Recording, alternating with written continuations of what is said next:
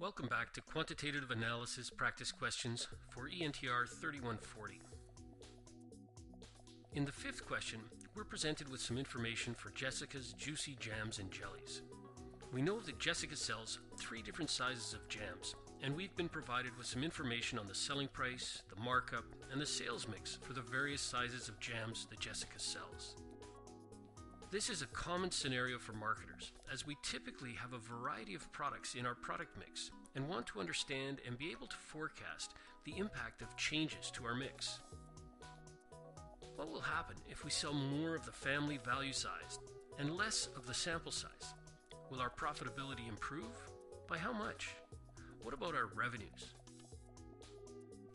In order to develop our strategies and forecasts, it's necessary to be able to calculate the impact the sales mix has on our overall sales and profitability. In order to better understand the impact, we need to be able to calculate and forecast our weighted average selling price, cost, and margin. In this particular example, we've been given the information on the 3 sizes of jams that Jessica sells. We have the selling price for each, as well as the markup and the mix of the units sold. To calculate the weighted average selling price, weighted average cost, or weighted average contribution margin, we simply multiply the measure we're interested in by the percentage share of our mix that product holds. So, for example, to calculate the weighted average selling price, we know that the family value size sells for $10 and makes up 60% of our unit sales. That gives us a weighted average selling price of $6 for the family value size. We can calculate the weighted average selling price for the standard and sample sizes in the same way, giving us a weighted average selling price of $1.25 and 38 cents respectively. Calculating the weighted average variable costs follows a similar logic. In this case, however, we have not been given the cost for each product, so we will first have to calculate the cost by subtracting the markup from the selling price.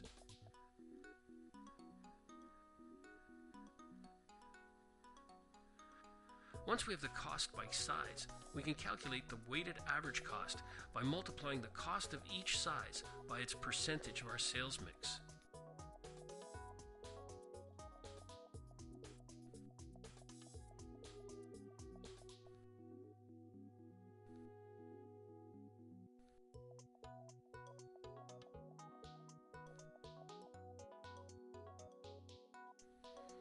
Now that we have the weighted average selling price and the weighted average variable cost, we can calculate our weighted average contribution simply by subtracting the weighted average variable cost from the weighted average selling price.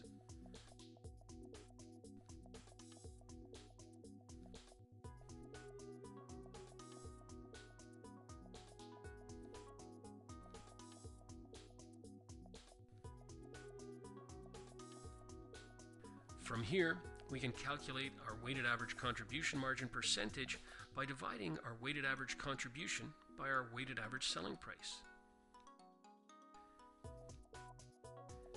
So, if Jessica sells her jams in the mix proposed here, her contribution margin would be 57%.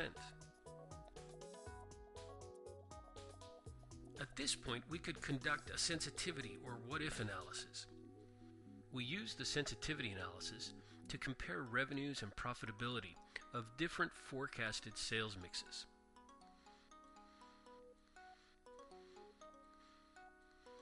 What if we forecasted the mix to change to 40% family value size, 40% standard size, and 20% sample size? If this were to happen, our weighted average selling price would drop to $6.50 and our contribution margin would drop to 55%.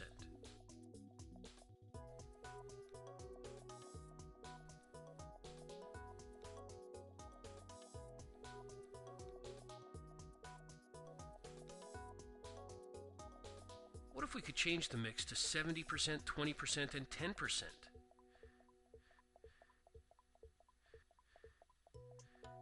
In this case, our weighted average selling price would increase to $8.25, and our contribution margin would increase to 58%. Understanding the impact of our sales mix and being able to calculate the weighted average selling price, the weighted average cost, and the weighted average contribution margin help us to build plans and evaluate alternative strategies.